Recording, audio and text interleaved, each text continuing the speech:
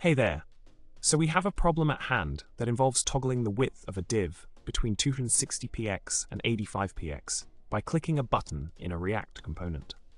The initial code provided shows an attempt to achieve this using Tailwind CSS classes, but the desired functionality is not being achieved. This can be a common issue faced by developers when trying to dynamically change styles based on state in React. Now, let's delve into the solution. The key here lies in making the navElements class dependent on the expanded state. By concatenating the dynamic class name based on the expanded state, we can switch between the two widths effectively.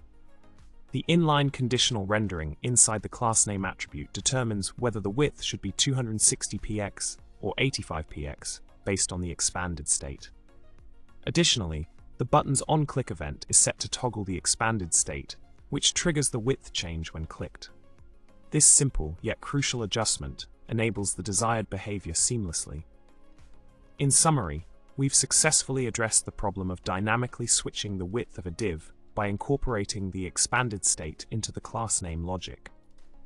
By leveraging inline conditional rendering, we've achieved the responsive width transition flawlessly. Remember, adapting styles based on state changes is a powerful feature in React development. Thanks for tuning in. Don't forget to hit the subscribe button, like the video, and drop a comment below. Stay tuned for more tech tips and tricks.